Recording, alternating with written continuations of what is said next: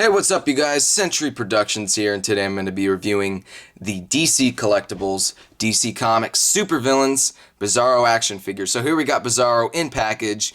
He actually just came out not too long ago, within a month or so. Came out alongside the Crime Syndicate figures, which I actually didn't even know were out until they're actually on the shelf at the store, which is kind of funny. But I picked up most of these, so I will be reviewing these later in the week, but I thought I'd start out with Bizarro.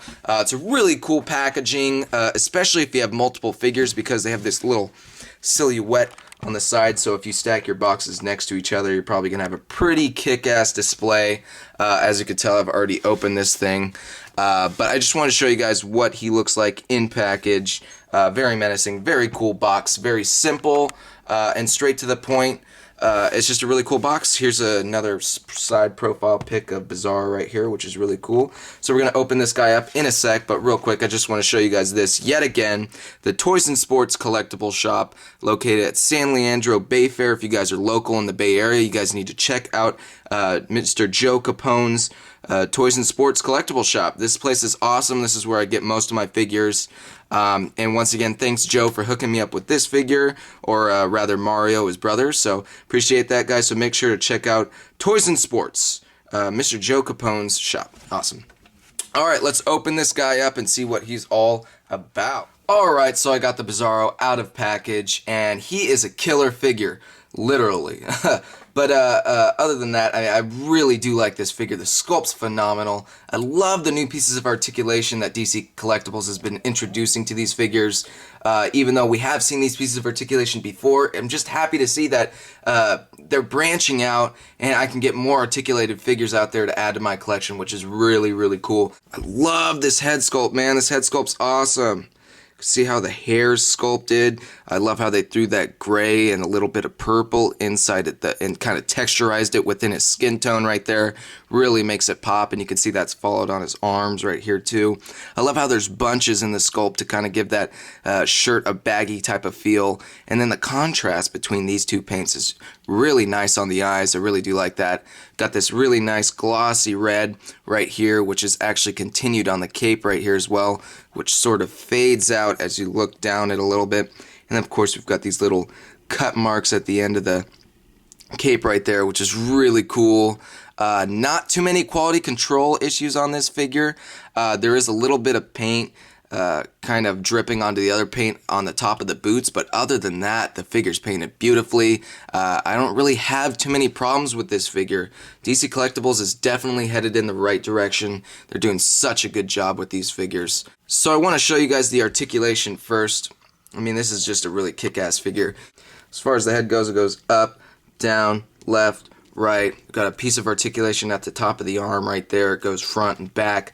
Another piece at the top of the bicep right there. Got one piece at the elbow, and then we got another piece at the hand right there, which goes up and down, 360-degree turn. I really like how they did this chest joint too. It's actually very fluent. You can move it very easily, and it doesn't scuff any of the paint underneath here. It feels, this figure's got a good weight to it too. I feel like there's multiple coats of paint on this figure, so that's always a plus, that they take the extra time and care to do stuff like that for us. This belt right here, I talked about in the Batman review from DC Collectibles, the Greg Capullo one, that I wish that the belt was kind of removable because it was kind of getting in the way of the waist articulation a little bit. And I'm kind of glad that they did this, because as you can see, when you move the waist articulation, instead of scuffing the sculpted on belt, you got this rubber belt that's actually going to move with the pieces of articulation very well, which is really nice. I don't know what this is right here. Maybe this is like a scuff or something, or maybe the belt was attached right there. Not sure, but not that big a deal. I just kind of move it back into place, can't see it. Out of sight, out of mind. So this is a really cool function too, as far as these belts. And speaking of the belts, I love the material they used for this cape right here. I love this material. It's super flexible. It's not all stuck up like DC UC figures used to be back in the day, where you could barely even move the cape. It doesn't get in the way as much as you would think, and it's just very flexible. I really like this cape. It's awesome. Then we go down to the legs. And we got this huge range of motion right here. You can almost do the entire splits, which is kind of funny. That goes front and back, all that good stuff. And then you can see all these like little lines cut into the design of the pants right here. Kind of hides this piece of articulation right here, which I love. It's just like articulation in plain sight, but you can't see it. It's really cool. So I like how they designed that. That's really nice. Two pieces of articulation at the knee, and then we go down into the boot. So we got this pivot on the ankle, which is really nice touch. I don't like the fact that this part isn't painted right here, but that's probably because it got scuffed off from me moving it so much. But yes, they are including pivots, and with this bigger range of motion, you can really get them in some sweet poses, so I'm really happy for that, and that's continued on this side too. Like I was saying, I really like the contrast in the paints. Alright guys, stay tuned. I'm going to be reviewing the Crime Syndicate figures throughout this week, so you guys will get your DC fix, and then we'll jump into some Marvel stuff later next week. So this is Century Productions, and until next time, I will catch you guys later.